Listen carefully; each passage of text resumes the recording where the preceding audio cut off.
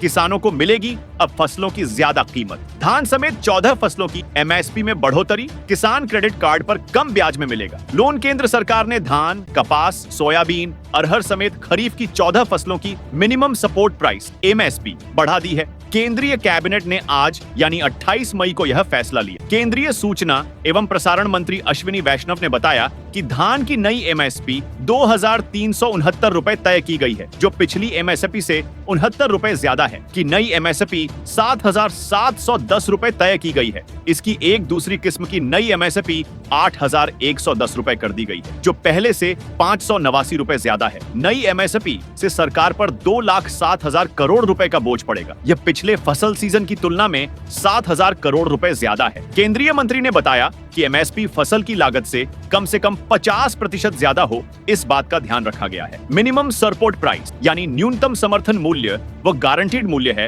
जो किसानों को उनकी फसल पर मिलता है, भले ही बाजार में उस फसल की कीमतें कम हो। इसके पीछे तर्क यह है कि बाजार में फसलों की कीमतों में होने वाले उतार चढ़ाव का असर किसानों पर न पड़े, उन्हें न्यूनतम कीमत मिलती रहे। सरकार हर फसल सीजन से पहले CACP यानी commission for agriculture cost and prices की सिफारिश पर एमएसपी तय करती। यदि किसी फसल की बम्पर पैदावार हुई है तो उसकी बाजार में कीमतें कम होती हैं, तब एमएसपी उनके लिए फिक्स एश्योर्ड प्राइस का काम करती। यह एक तरह से कीमतें गिरने पर किसानों को बचाने वाली बीमा पॉलिसी की तरह काम करती। एमएसपी में 23 फसलें शामिल हैं, 7 प्रकार के अनाज, धान, गेहूं, मक्का, बाजरा, ज्वार, रागी और जौ, 5 प्रकार की दालें, चना, अरहर, त्वर, उड़द, मूंग और मसूर, 7 तिलहन, रेपसीड सरसों, मूंगफली, सोयाबीन, सूरजमुखी, तिल, कुसुम, निगर सीड, 4 व्यावसायिक फसलें, कपास, गन्ना, खोपरा, कच्चा झूठ। Subscribe now and press the bell icon.